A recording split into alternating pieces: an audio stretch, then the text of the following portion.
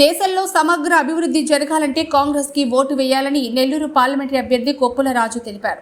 నెల్లూరు జిల్లా కాంగ్రెస్ పార్టీ అధ్యక్షులు దేవకుమార్ రెడ్డి, పార్లమెంటరీ అభ్యర్థి కొప్పుల రాజు తదితరుల ఆధ్వర్యంలో నియోజకవర్గ అసెంబ్లీ అభ్యర్థుల పరిచయ కార్యక్రమం నిర్వహించారు. ఈ సందర్భంగా పలువురు మాట్లాడుతూ కాంగ్రెస్ పార్టీ అధికారంలోకి వస్తే దేశవ్యాప్తంగా మేనిఫెస్టో అమలు చేస్తున్నామని ప్రచారం చేయాలన్నారు. ఈ కార్యక్రమంలో ఎస్సీసీఎల్ అధ్యక్షులు రాజేష్, మండల స్థాయి కార్యకర్తలు తదితరులు పాల్గొన్నారు. కాంగ్రెస్ పార్టీ అభ్యర్థిగా, పార్లమెంట్ అభ్యర్థిగా మీ అందరికీ వ్యక్తిగతంగా అభ్యర్థన చేస్తున్నాను.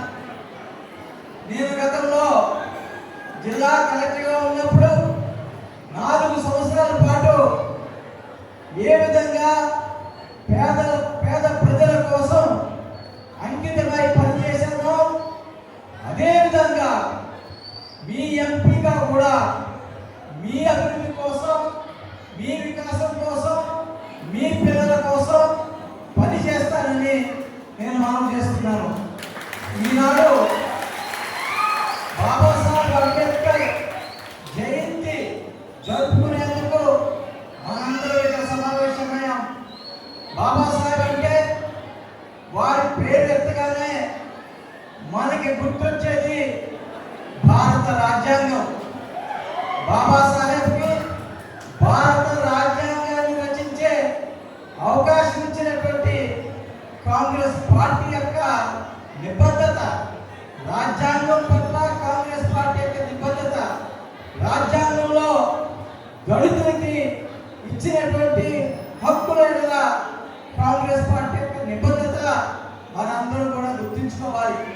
మరి ముఖ్యంగా దళితులు, ఆదివాసీలు, మైనారిటీలు ఈ దేశంలో మరి క్షేమంగా ఉండాలంటే, వారి జీవితాల్లో మార్పు రావాలంటే, ఈ రాజ్యాంగంలో వారికి ఇచ్చినటువంటి హక్కులు వారు పొందాలంటే మరి రాజ్యాంగం ఉండాలి.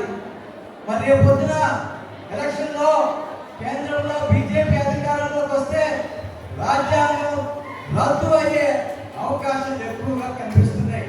ఎందుకంటే ఇప్పటికే రాజ్యాంగ విలువల్ని పూర్తిగా కూలద్రోసి రాజ్యాంగ సంస్థల్ని నిర్వీర్యం చేసినటువంటి బీజేపీ ప్రభుత్వం మరొకసారి అధికారంలోకి వస్తే రాజ్యాంగం రద్దు అవుతుంది, పేద ప్రజల యొక్క జీవితాలు నాశనం అవుతుందనే విషయం మనందరం గుర్తుంచుకోవాలి. అందుకనే మీరు ఒక విషయాన్ని ఓటర్లందరికీ చెప్పాలి. అయ్యా, మీరు టీడీపీకి ఓటు వేస్తే బీజేపీకి ఓటు వేసినట్టే లెక్క. ఎందుకంటే టీడీపీ, బీజేపీ జతకట్టి మరి ఈనాడు ఎలక్షన్లో ఫైట్ చేస్తున్నారు.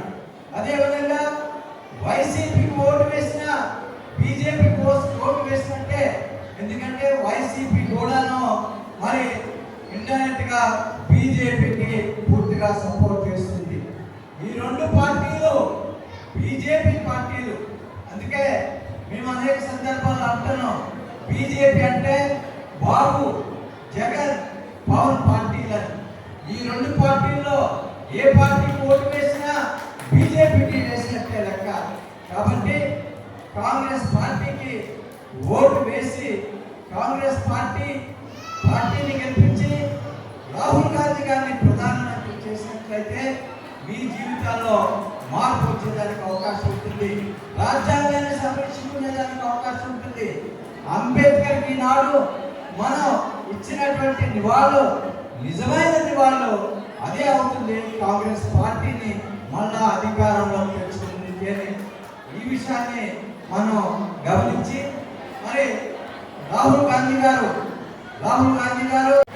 కేంద్రంలో కాంగ్రెస్ ప్రభుత్వం అధికారంలోకి వస్తే కొన్ని గ్యారంటీలు ప్రకటించారు. ఆ విషయాలు మీరు ప్రజలకు తెలియజేయండి.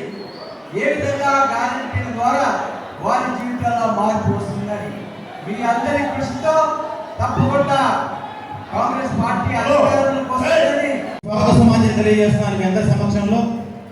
అయితే ఒక వ్యక్తి పుస్తకం రాసి దాన్ని మొదలు పెడితే ఆ భారతదేశంలో ఆ పుస్తకాన్ని ఇంప్లిమెంట్ చేయడానికి పరిస్థితులు చాలా దారుణంగా ఉంటాయి. అలాంటి వ్యక్తుల్లో మనం గొప్పగా చెప్పుకునేటువంటి వ్యక్తి గురించి చెప్పుకోవాలంటే కె రాజు అనే ఒక వ్యక్తి గురించి చెప్పుకోవాలి. ఎందుకంటే ఒక నెల్లూరు జిల్లా నుంచే నిరక్షరాస్యులైనటువంటి వ్యక్తికి ఈ రోజు మా అమ్మ సంతకం పెట్టి నేర్పించుకోవడానికి వచ్చిన టీచర్ పేరు రాధ. మా కలిగిరిలో మా అమ్మకి రాత్రిపూట సంతకం నేర్పించిన పేరు రాధ. ఆమె సంతకం నేర్చుకొని రోజు సంతకం పెడుతుందంటే దానికి భిక్ష పెట్టిన వ్యక్తి మాత్రం కొప్పుల రాజు గారిని సగర్వంగా తెలియజేస్తున్నాను సార్. అలాంటి గొప్ప వ్యక్తి ఈ రోజు మన జిల్లాలో నిరక్షరాస్యమే కాదు, ఎన్నో సారా ఉద్యమాల్ని కానీ భారతదేశం కాదు ప్రపంచంలో ఎక్కడైనా సరే అణగారిన అట్టడిగినటువంటి సామ్రాజ్యం ఎక్కడైతే తొక్కబడుతుందో అక్కడి నుంచే ఉద్యమం రెవల్యూషన్ స్టార్ట్ అవుతుంది.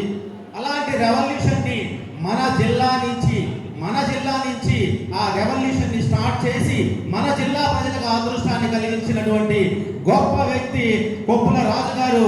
ఈయన్ని మనం ఈరోజు జిల్లాకి పార్లమెంట్ అభ్యర్థిగా తీసుకొద్దామా వద్దా? కావాలా వద్దా? కావాలంటే మనం ఏం చేయాలి?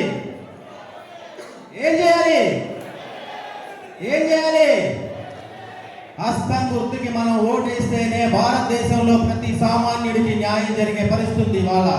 ఎందుకంటే ఏ పార్టీకి ఓటేసినా అది బీజేపీ ఖాతాలోకి ఎందుకు పోతుందంటే ఒక్క సీటు అసెంబ్లీ సీట్ లేనటువంటి బీజేపీ ఈ రోజు ప్రతి రాష్ట్రంలో ఉన్న చీఫ్ మినిస్టర్ ని ఆ రాష్ట్ర ప్రభుత్వాన్ని భయపెట్టి ఎన్ఫోర్స్మెంట్ డైరెక్ట్ సిబిఐ అని చెప్పి భయపెట్టి వాళ్ళని బొక్కలో దోసి భయపెట్టి మా మాట వినండి అని చెప్తుంది. మేధావులకు అందరికీ నా మనస్ఫూర్తిగా నమస్కారం తెలియజేసుకుంటున్నాను. సోదరులారా, నాకు 2 నిమిషాలు టైం ఇచ్చారు.